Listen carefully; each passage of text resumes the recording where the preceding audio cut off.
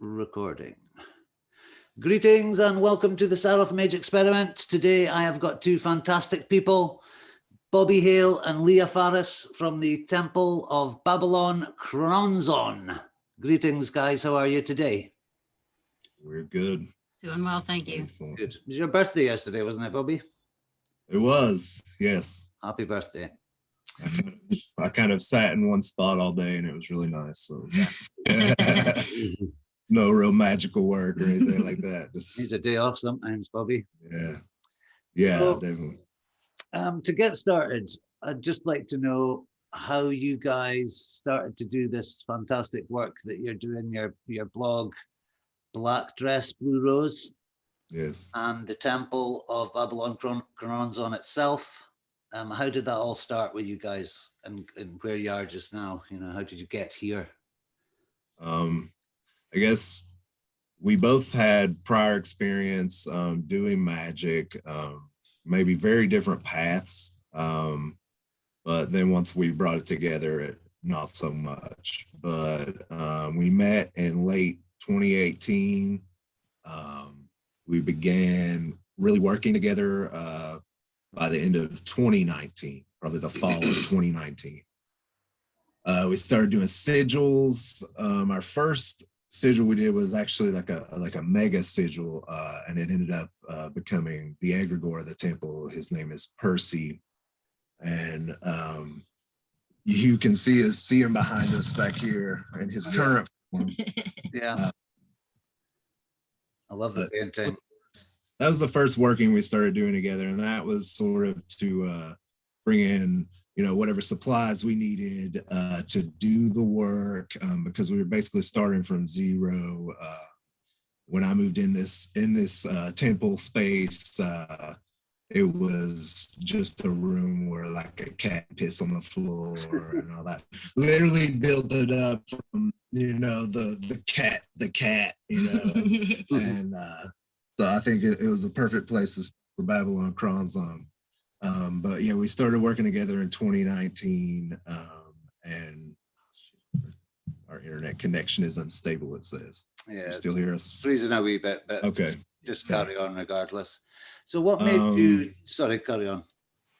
No, go ahead. I was just going to say, what made you choose Babalon and Choronzon in particular?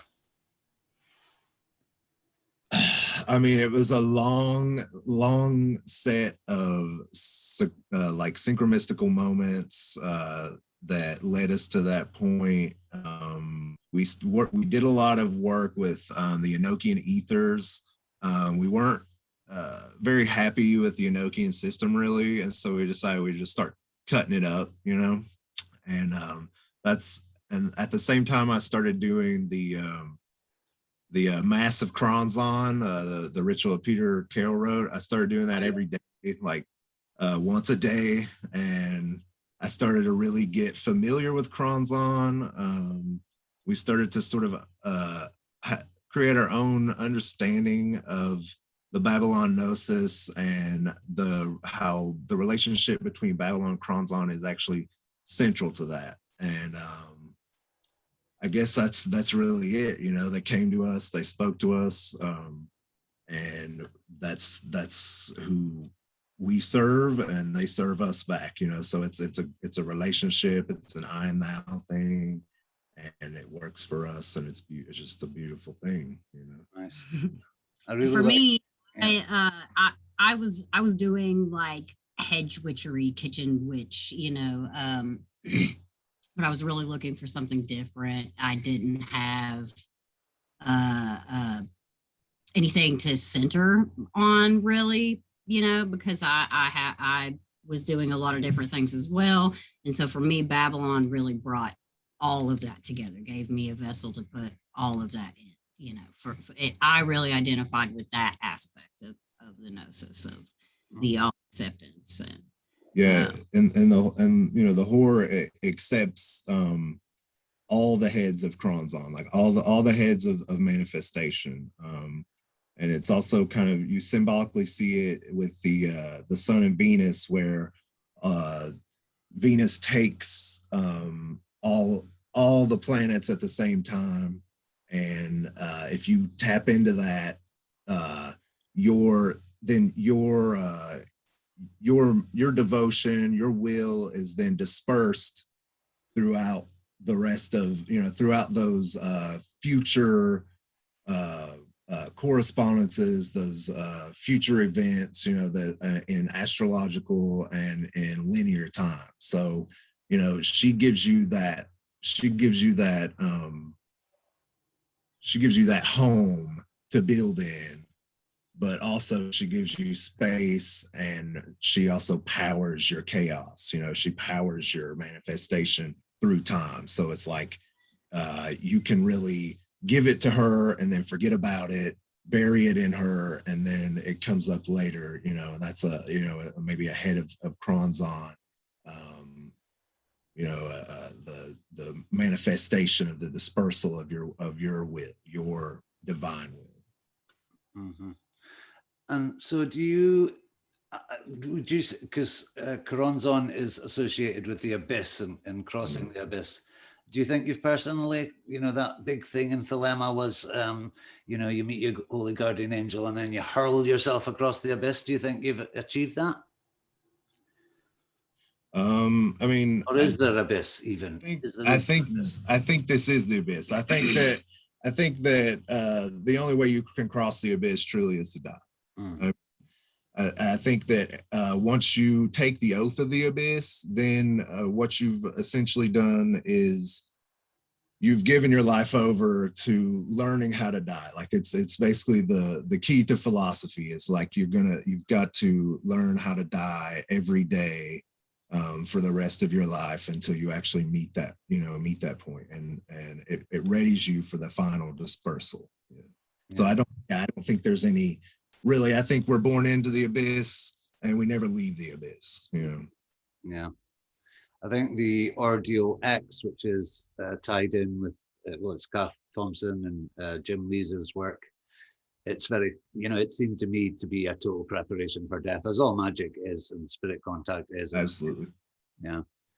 Yeah, in the symbolic sense of like the spell of nature, especially when you they have the emphasis on the Libra Scorpio complex. So it's like that's when the egg dies in a menstrual cycle, or it goes on and the menstrual cycle ends, and then we have a child. And I think the practice of birthing something like a sort of a homunculus or an egregore or a servitor or something at that time is a very powerful practice if you and it gives you like extra reassurance because you're doing it at an astrokabbalistic moment in time where there's also you're linked up to past traditions who have done the same thing, so you're linking up future and past and doing it at this one moment. I think that's very powerful, but also as far as learning to die, it's also very powerful in that you get to this point where you've done all that and then you kind of are like, well, I don't need to do it anymore. Like me and Leah, like we're rarely doing sigils anymore. We're rarely trying to manifest anything. We're just every day living our will, doing the work, and we're not really pushing an agenda or pushing for anything. You're not constantly doing results magic. Yeah, you don't need exactly. to, because when you get into the flow of it, things just evolve on their own without you having. Yes. Like I trust Babylon. I know that it's gonna happen. I don't have to force it. I don't have to worry about it. The relationship is so central and so perfect that there's nowhere else for it to go but where it's supposed to. Yeah, I can tell by your artwork and your music and just the way you present yourselves. I think it's very powerful that there's two of you as well, and you're focused on this one thing. So it's like a man and a woman. It doesn't have to be a man and a woman, of course. It could be two men, two women, but the fact that there's two of you working on this one thing, and you can take different roles. You know, you can be Babylon, you can be Choronzon. Powerful. We trade places in Yeah, those. definitely, Those things like, definitely are very liquid, you know. yeah. Yeah, it's not like I take on Choronzon all the time, or she takes on, you know what I mean? It's, or she's the Scarlet Woman always, and, or, you know, sometimes I am, sometimes she is, definitely. Yeah, it's a very dynamic relationship you seem to have. Yeah, I think it has to be, you know, it has to be, because I think, and that's another thing about the, you know, the Babylon egregore, maybe we could say, is that it's been damaged by a lot of sort of abusive behavior towards women, you know, that this idea, and it's like people, they don't, you know, I like if I say, like, when I say the word whore, I think of it as something, as like a honorific, you know what I mean? So when I'm talking about my whore, about Babylon, I'm talking about the goddess, and I mean it with love, like, and it carries out when I step out the door and I have different experiences of women and men and their own sexuality, you know. So it should guard against the hostility towards women, but I think sometimes it's some people miss the point, I guess, you know. I'm not including any Aleister particular Crowley groups himself. and the kind of stuff that was out, you know, but it certainly was a nail in the coffin for an organization. Anyway, let's go on to let's go into your fantastic work on Twin Peaks, because that's what kind of drew me to your work in the first place. Again, like Hellier, I'd ignored Twin Peaks because it was just so popular, I couldn't be bothered with it. And then during lockdown, I started to watch it, became instantly in love with it, and realized what a profound, deep, and fantastic mind David Lynch has, and the whole show is fantastic. How did you meld your synchro-mysticism with the wonderful world of Twin Peaks? It just kind of happens. I mean, it was hard. It was really hard to avoid with some of the things in the show, because I avoided it for a long time too. I had a lot of people tell me that I would love it, and I tend to not want to follow what people want me to do. So, but when I finally did sit down and watch it with Bob, it was so, you know, and then I had found a Bob, so I had all this extra, you know, symbolism that I wouldn't have had if I had watched it before him. But yeah, like Pulaski is where I'm from. You know, there are a lot of things in that we couldn't avoid.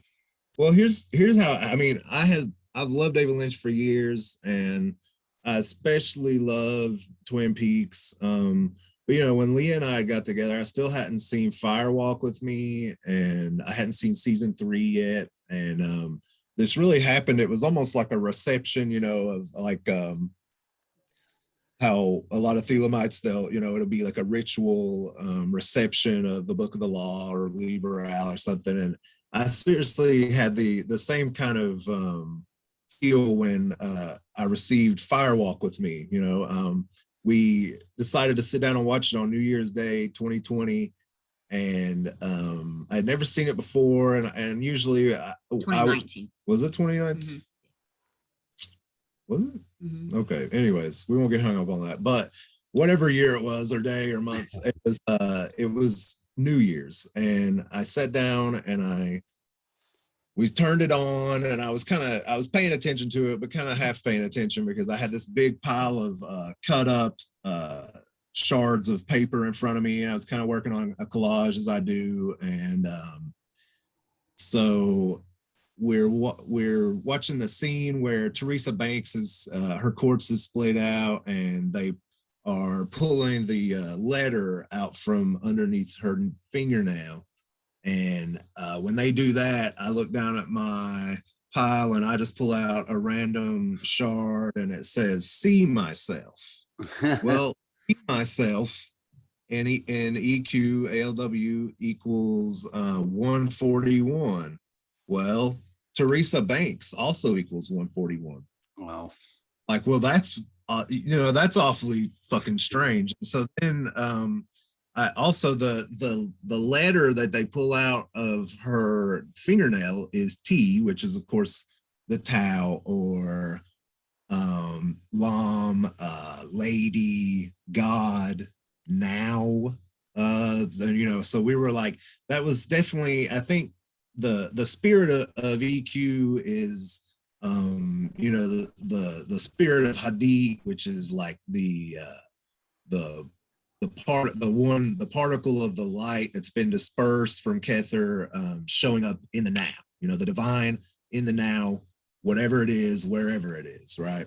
In the gutter, or you're watching Firewalk with Me, or you're in, some priestly hotel, like the Vatican or something.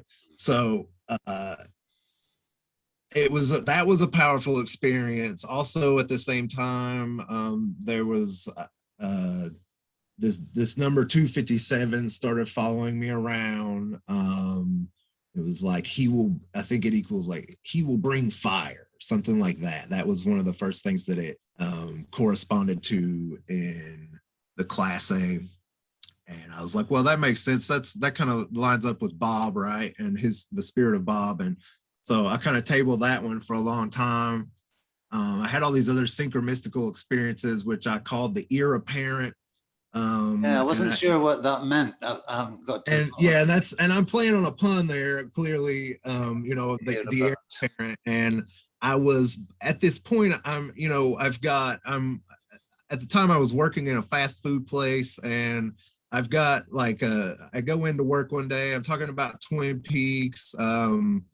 This redheaded woman brings a stack of newspapers in for sale. I buy one, I pick it up. It has this thing about the ear apparent. It has a thing about, and I had just before that day had watched Blue Velvet for the very first time. That's what I thought it was from, when he finds the ear. He finds the ear, the fool finds the ear, like laying over in the field. It's just this this random thing that bubbles up out of the void, and it changes his whole life, And so I was, at that time, I was feeling like, I may be going through some sort of delusional thing, because the fucking fast food signs are talking to me, and newspaper is now, I've been cutting it up so long that it's now talking to me, and whatever, which it still does that. But so it was a way to it was like, this is happening, but I have to approach it with some sort of humor, or it's going to drive me insane, And so I started having a couple of delusive ideas like that. I needed to start some sort of new OTO or something. And that seems to be a pretty hot thing right now. And I've dropped that, but only after one day I started feeling this really strange feeling in my ear. And I'm like, what? It's itching, it's bothering me, it's really irritating. And then I go and I sit down at the dinner table, I'm eating dinner, and something starts moving around. And then all of a sudden, this, I don't know if it was like a beetle or what it is, but I just pulled it out, and it was it was a thing, and I just threw it in the garbage, get it away, later I had a transmission that I guess I was supposed to burn it, with a candle or something, but it was just such a terrible clepothic shell that I just, I couldn't keep it around. I didn't want to disperse its energy. It just had to be just, so like Erosive and that, isn't it? Insects starting to appear out your orifices. Yeah, a little Typhonian teratoma, Yeah, and of course at the dinner table is the best place for it to happen. But yeah, and that's the kind of shit, it sounds made up, but it's not, and that's the kind of shit that's that we've experienced through interacting with spirits, and also using the EQ cipher, and then also just bringing in all these different elements of word alchemy, with and fusing currents that hate each other, I don't think that Burroughs would probably hate how I approach the word, how I think about the word, and how I use the cut ups, because I'm very much, I think the word is actually redemptive, whereas he thinks the word is a virus. It's not a virus. It's wonderful. And I think it can be, definitely, I think, without a doubt. My mind changes on that every day. If it's My Right. mind changes on everything every day. if it's here to save Yeah. us or if it's the problem. Yeah, and you know, my vision of the word that I had just recently is that it's essentially it is always ahead of us, that we are following a sort of script. But when we tap into things like the cut up method and gematria, and then we have these sort of ritual moments in space and time, like the Sun Venus, where we can like pop out of it or whatever. I think there are openings, you know, that's the way we can create an opening in the script to cut, you know, and that's a very Burroughsian concept, you know. Absolutely, yeah. You know, being able to the script, you know, the reality studio or whatever, and Yeah. change it, you know. Absolutely. I think that's pretty central also to what we do, you know, as far as magic goes. But as I was saying, you know, we've also kind of moved to a point where it's just like we're just a lot of times we're just reading the script, you know, like it's almost feels like we get it before others do, you know, and like we're given that time to try to alter these future events, maybe Make notes, yeah, and then maybe, adjust this one a little bit. yeah, Absolutely. It's you know, magic and language are so inexorably tied together. If you affect language and experiment with it, you can mold it to your own advantage. That's what magic's all about, getting a bit of an advantage. Absolutely. And Lamb pops up as well quite significantly in your work. Tell us a bit about Lamb. I mean, we have our personal experience of Lam, and then we have like also a sort of weird experience with Lam just within the cipher. I think Leah probably has had a deeper understanding of Lam and a deeper experience of Lam than I have. She understands him more intuitively than I do, I think. But we have an article on the blog about Lam and how he relates to the cipher, or she. And really what I was trying to figure out is, for years I've been wrestling with this this older picture of Lam where he has 24 hearts on his head, you know, and I've always been like, what is that about? Because then later it's erased. And I've never seen that picture. Well, you know, in your blog, but it's the first time I've ever seen the kind of head. I had, in my experience with Lam, you know, I saw I experienced him in a vision. If you know, I don't know how much weight that has with people, but I saw everything in a pattern, some kind of weird vine, and when I talked to Bob about what I had seen, we started looking at different pictures and found the picture of Lam with the hearts, and it looks like a vine with little leaves hanging off, which are the kind of things that I saw in my vision.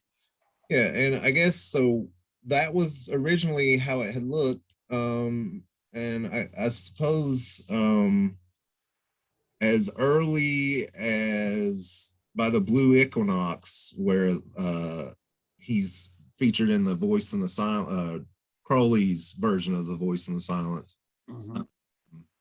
He's lost his hearts. They're kind of like, but then later when you look at Grant's version, you can kind of see the hearts have been erased, but not very well. And it's like, well, why? What's up with that? You know? And I had seen maybe one discussion online, Staley and some of the Typhonians talking about it, and see, they don't know. Nobody knows, you know. And so I'm like, well, I'm going to take a stab at it, and you know, with the EQ. And I mean, first of all, the first notable thing is that 24 and EQ equals long, you know. So you've got the 24 hearts up there, and 24 equals long. And then what's that cheat sheet? Yeah, I've got a cheat sheet over here that 24 is God as well, isn't it? I write so much of this stuff. I mean, I write it, it's like an obsession, and then I like move on to the next thing, you know. I felt like I was cramming. You know, for the an mini heads, exam. the mini heads of Choronzon. I've got pages and pages and pages of numbers. Yeah. Yeah, right. Yeah, and this is truly a Choronzon practice, you know. Let's see. So yeah, and so the main thing that I looked at was I just started calling it the Crown of Hearts. Like that was I always listen. Like sometimes it's when you're trying to figure these things out, it's like what is the right phrase? Sometimes it's obvious, sometimes it's not. But the Crown of Hearts came to me. And Crown of Hearts equals 145, which equals invisible. It also equals hearts erased, concealed on, have a secret on the hearts. My number, now rejoice of God and beast, of love as you will, shall be the seal. The dwarf Dropa, a million eggs, Hadit Repstaval, Zodiac, the fool Hadit. And it goes on and on, you know, all these things that are connected to LAM and our concept of LAM, even as far as like how Grant approached LAM. I mean, especially how Grant approached LAM. But you know, I wouldn't make the conjecture that like Grant knew about this. You know what I mean? Mm-hmm. It's just I really struggled with this because you know when Grant was presented with EQ with the ALW Cipher, he rejected it. Yeah, he's right. Kind of, you know, outright. And I guess that's still pretty much that's the position of a lot of Typhonians. I know there are some like Sean Woodward. Yeah, I've heard of him. Yeah, you know, he does work with it. He takes it seriously, but some others don't, and that's fine. That's you know, there's probably a reason for that, but. So yeah, I was stuck on this and I was like, well, okay, so this is amazing. Maybe this is an answer. Maybe they erased it because he thought, you know, Crowley thought, well, maybe this is too much of a clue. Maybe he did know actually the answer to his own puzzle in Liberal, or maybe it was Iowa. You know, maybe he didn't have any clue why he wanted to erase that. Maybe it's just like, oh, it looks like shit. I can't stand it.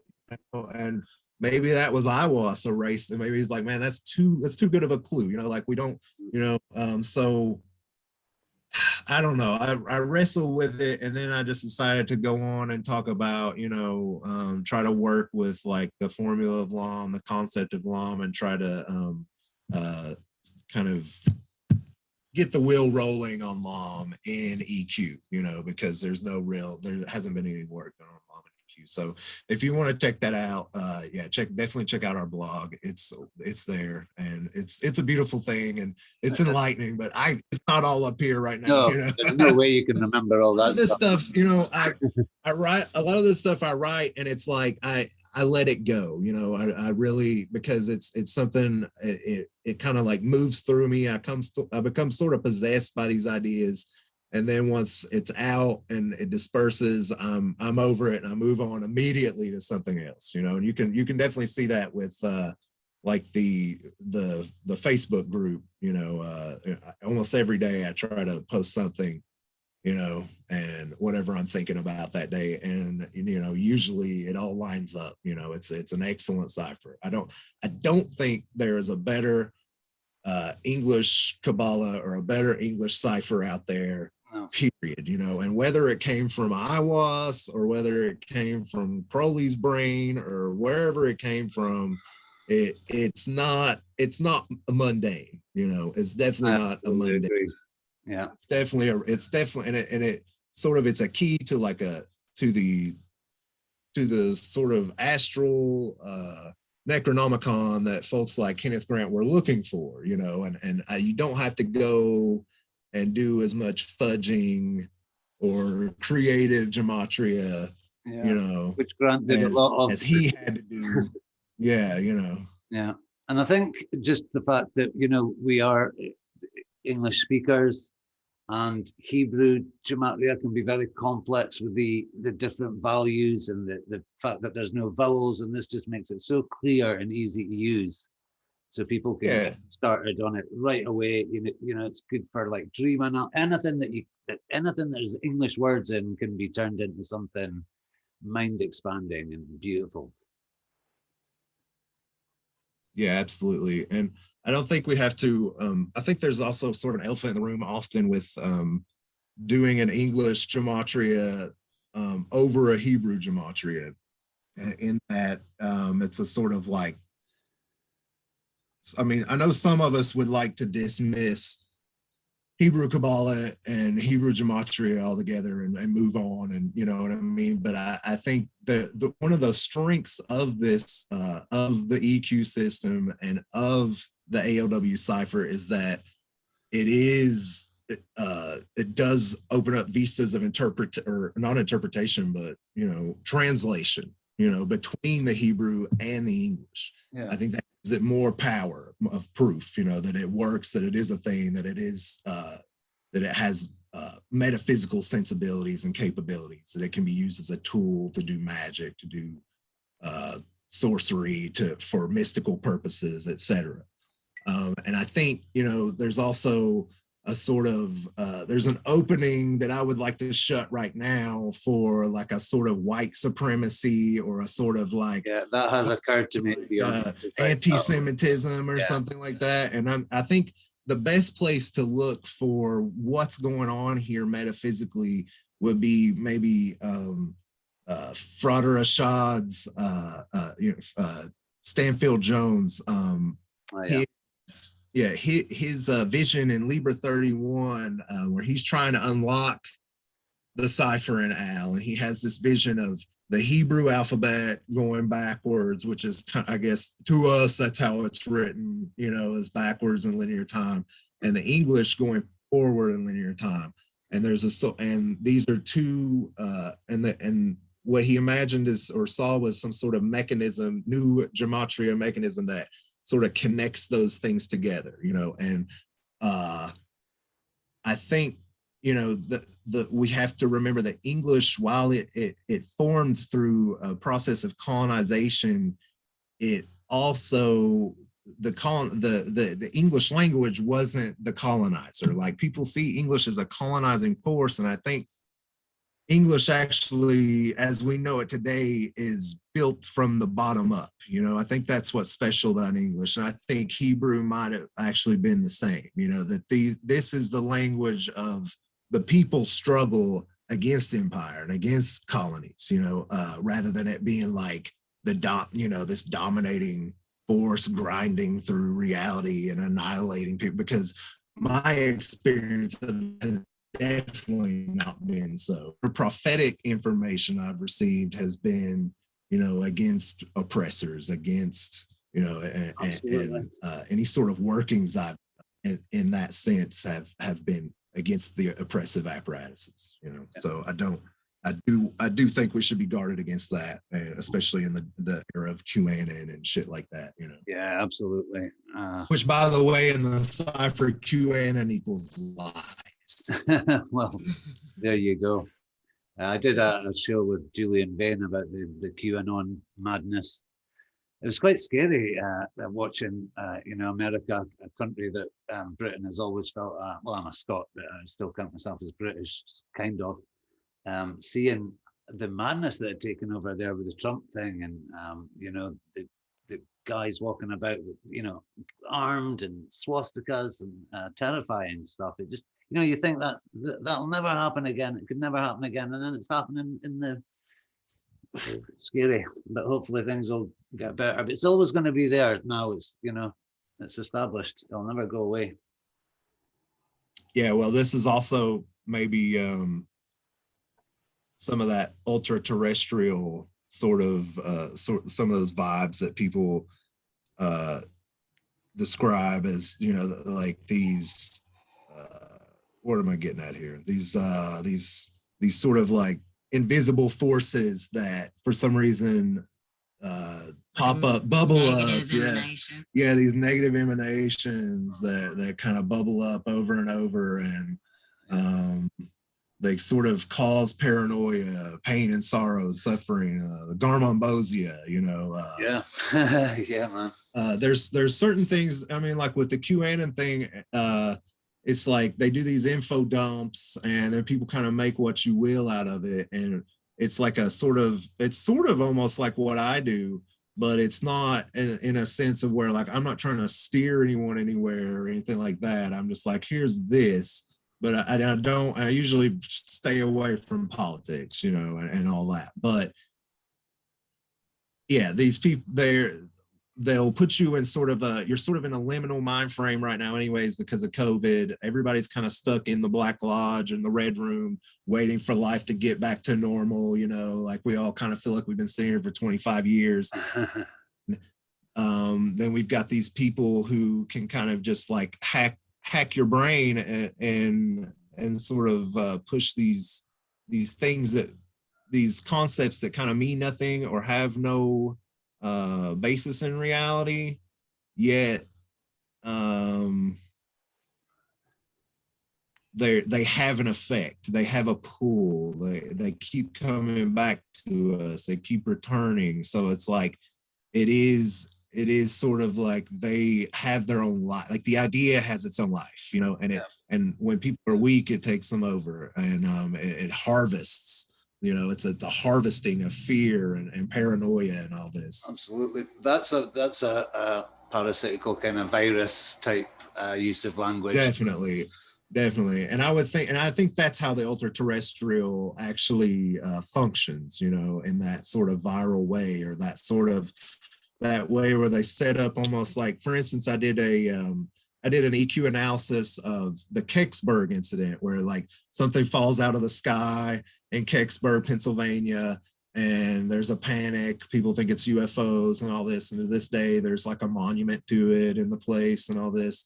And I did this EQ analysis, and at the end, the official explanation, it equals the truth, And so I thought, well, that's funny because, and then I was thinking about it just today, and I was like, well, those places like that, they are like these huge generators of garmonbosia, and we have these sort of like historical markers and just certain just ideas themselves that are just these like, they just harvest all that garmonbosia. And if there are some sort of entities, that's what they are, that's what they're doing. It's not that something real has happened there, it's just that something happened that was that leaves that spot of uncertainty open. Yeah. It's that little space of doubt and things can doubt. Yes, exactly. Yeah. And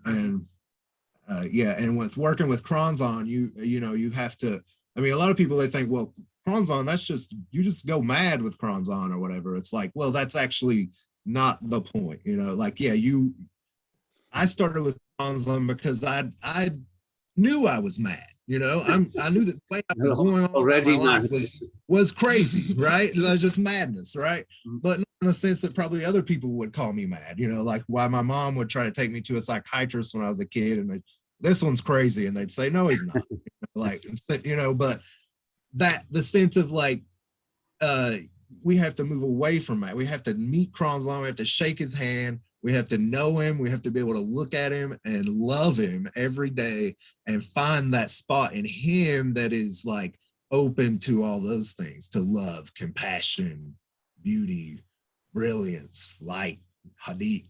Genius. Yes, absolutely. Your own genius. Yeah. See, that's what really interested me about Thelema in the first place, is Crowley really suggested a kind of system for producing genius. That passage where he talks about Muhammad being nobody until he goes out in the desert, Jesus. Book 4, yes. And I think you guys are totally harnessing that, because your stuff is genius, and you do it, you do art, you do a blog, you do music. It's fantastic. And it reminds me of one of the blogs was talking about, I think it was Kenneth Grant talking about nuclear art, this idea of mad artists, and they're the ones, and I just really like that about it. That's the vibe I get off you guys. yeah, they set up, his whole concept, I guess, is, which I think it changes, his stuff changes over time, but I think in outside the circles of time, the idea is basically that, the sorcerer, for up until like 1947 is sending things to the channel, and then it's put out through art and culture or whatever.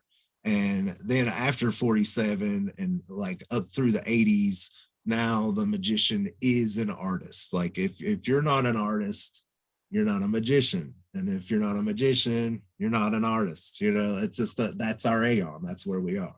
Yeah. And that also ties back in with David Lynch, who is definitely absolutely and an artist.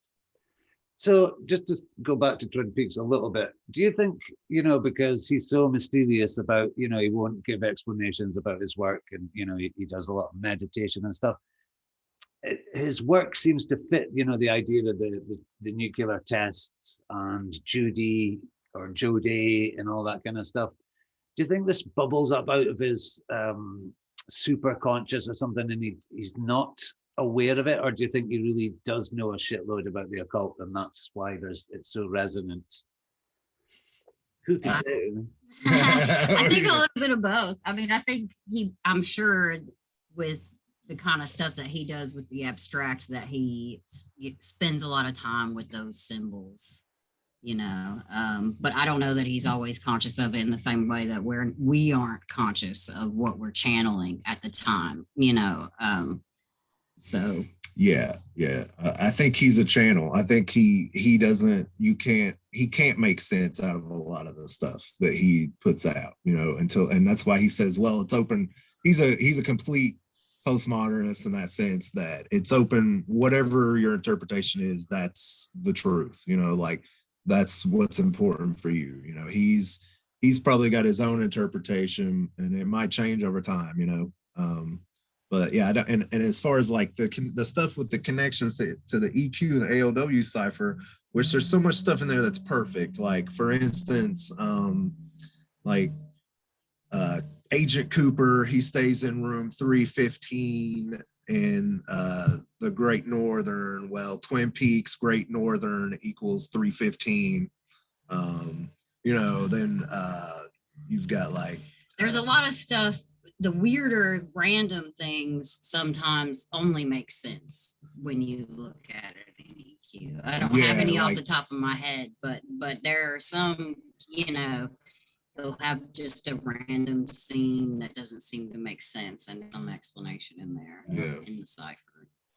Yeah. And also, so sometimes it seems almost too perfect, but I don't think it's anything that they're doing, he or Mark Frost are doing on purpose. Like, I don't think they're like involved in the OTO or any, you know what I mean? Anything like that. I don't have any sort of paranoid ideas about it or think that they know anything about English Qaballa or ALW Cipher.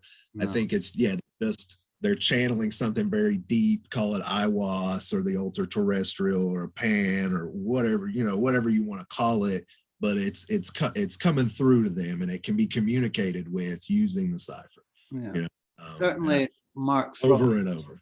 In his book, is it The Secret Diary? I read it online. I can't remember. Yeah. He goes into the Jack Parsons Babylon working and stuff. I think it's quite they even made a TV series on Jack Parsons, didn't they? Strange Angel, again, which I didn't watch. Yeah, we've watched a little bit of it. It's a good. I guess we've got a new genre. It's like Thelemic soap operas, which is I'm cool with that, But yeah, it's there's a lot of stuff directly about Parsons in the Mark Frost books. A Secret History of Twin Peaks. There's the main character in that book is basically Dougie Milford. Right. He's Dougie Milford in the show. He really doesn't, he's not in there much, but his story arc is basically that he dies in the embrace of a Scarlet Woman. Which is, that's the dream of all magicians, I think. It's a good way to go. And you find, and basically, but in the Secret History, you learn the story of Dougie Milford and all the paranormal goings-ons over the years leading up to the incident with Laura. And you learn that, you know, maybe Laura has had a deeper context, like her death isn't exactly just some sort of like perverse explosion from her father who thinks, you know, it's not some like born out of his delusions that he's possessed by this evil character named Bob. It's more like she's a sacrifice being served up to maintain a balance between the Black and the White lodges. Yeah. And you know, somebody like Major Briggs, who we never really know what he's up to in the show. We learn that he is over the listening post alpha, where they pick up signals from the ultra-terrestrial, from the Black and the White lodges every so often. And it just so happens that those times are usually like during the Moon Libra complex, which is, you know, that's, or the Sun Venus complex, or what, you know, the equinox or something like that, either the autumnal or the spring equinox. Mm-hmm. Just to talk about the Sun Venus for a minute, it's part of Ordeal X, isn't it? It's, you're recommended to do, it's like the initiation into the, it's Kath Thompson's, she was my last interview, so that's kind of how I came across you guys as well. So you doing it this year, guys? Yeah, we did one last time, and we, you know, we did a ritual for to bring in the last 418, and it was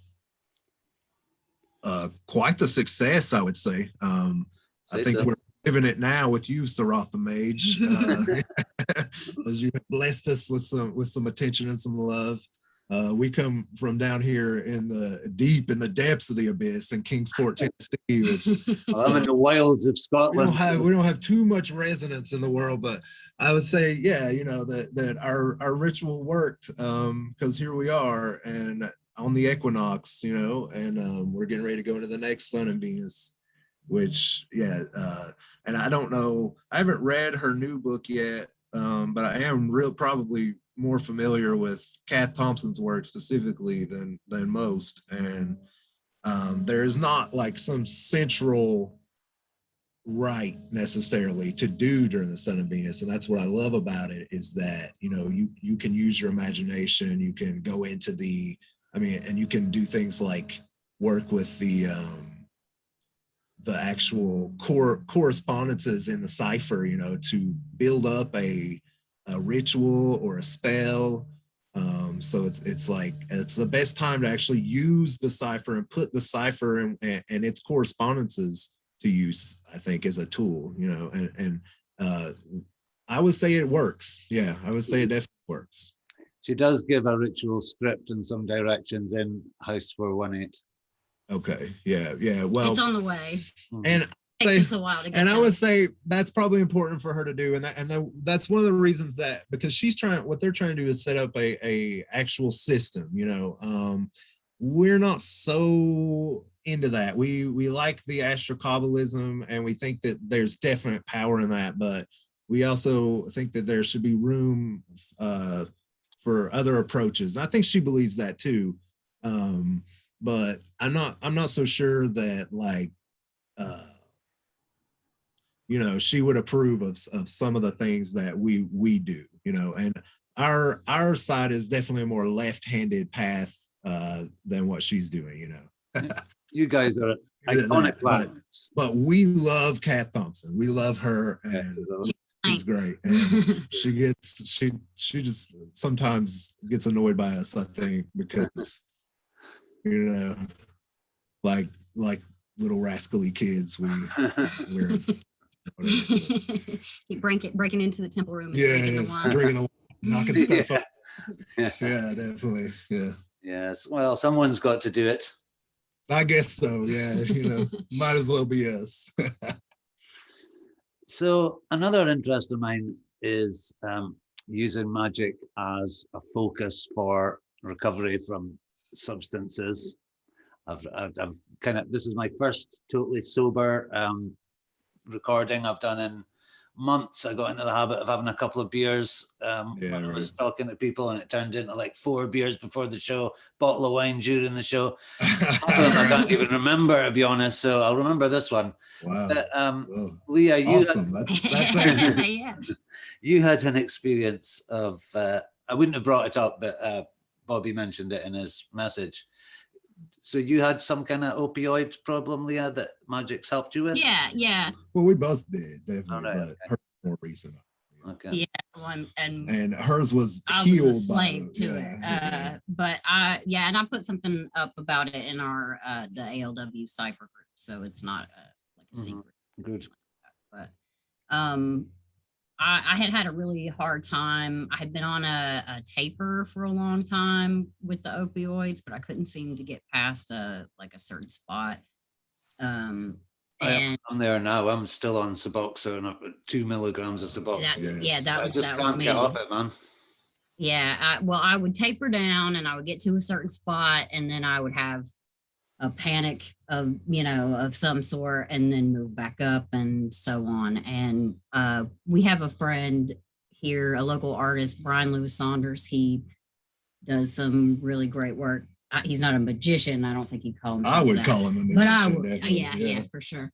But he did this work on Daku, which is, I think it was for him, it was like an actual physical pain, but he personified it. He like treated it like the way you would treat work magically with a demon, and gave it a name and talked about how it has claws and it takes over his life, and that resonated with me at the time and changed the way I thought about my addiction. I started treating it like it was something outside of me, like a parasite, like it had its claws in me and all my life. And I was doing this work with Babalon at the time, but then it felt like I already have a master. I already have a supreme deity. I can't work with Babalon and give myself over because I already have given myself over to this orange demon that I wake up and I honor every day. And all my thoughts center around that.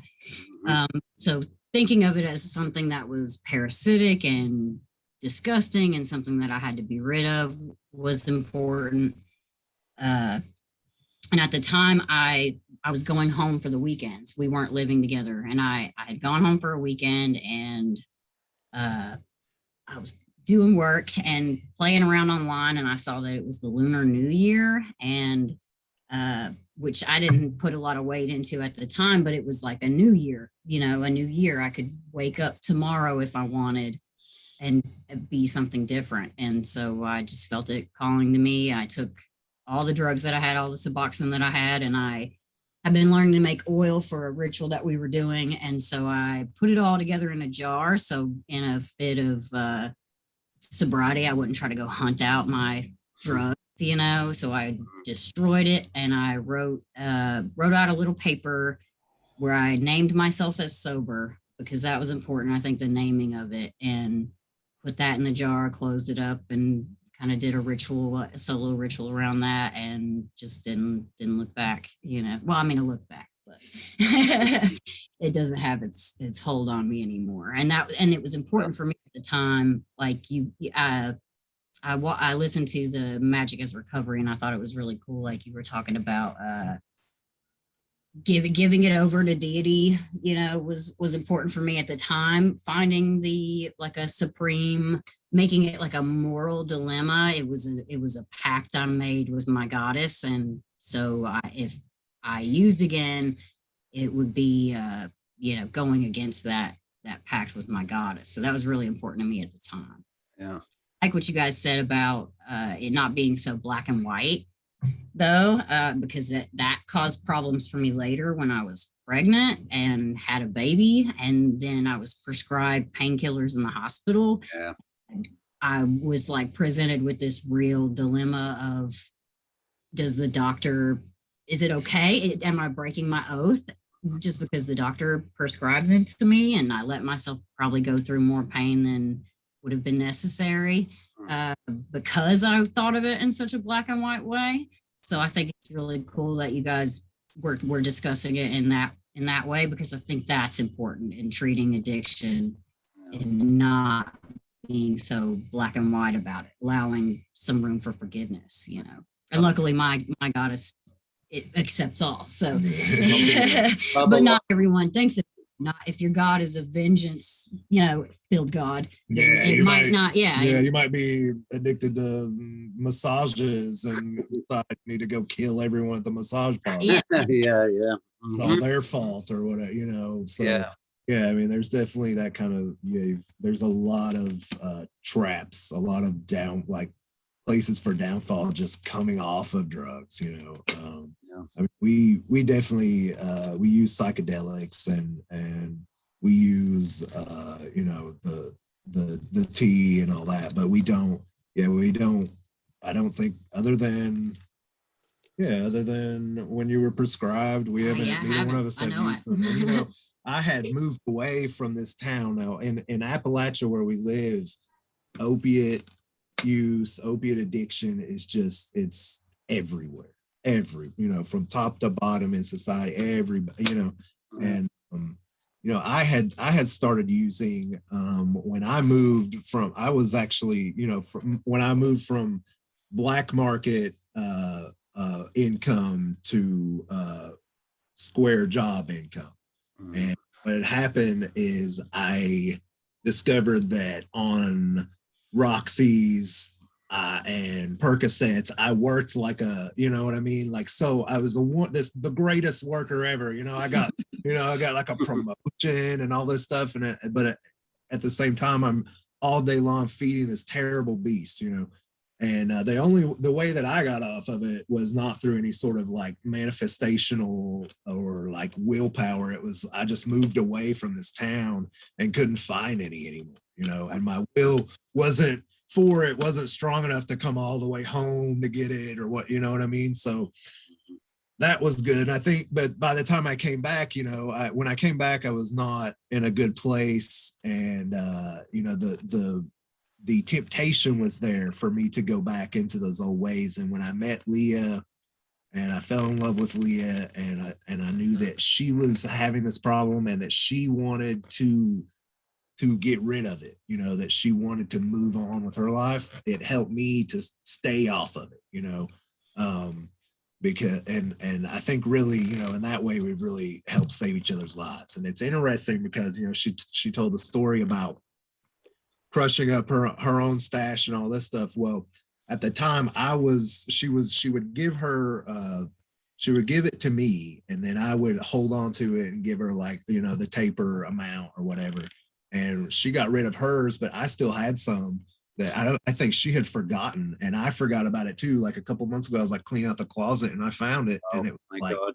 Wow. Yeah, and I just dumped it because I didn't tell her because you know what I mean. It was like, yeah, there was no temptation in me, you know, like there was no temptation at all. It was like through helping her in her struggle, it helped me in my struggle, you know, and we found that balance together. Well, I mentioned like Appalachian and how that is, it for me, it felt like breaking a generational curse. Yeah, absolutely. Know? Yeah, absolutely. Well, that's what you've done. It's a beautiful thing.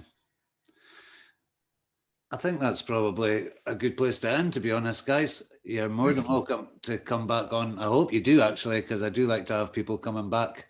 Awesome. And yeah. updates and stuff. I don't know how long we've been going. I've got no idea. It's been incredibly enjoyable, actually. It's really nice to meet you guys. When I press, same.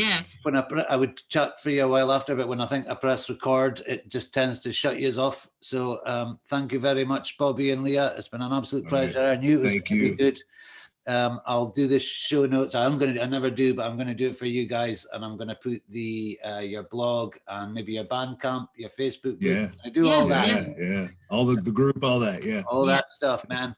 So absolute pleasure meeting you guys. Thank you so much. All right. Thanks. Much love. See you soon. Hail Babylon. Hail Babylon. Hail Babylon, babies. Bye, guys.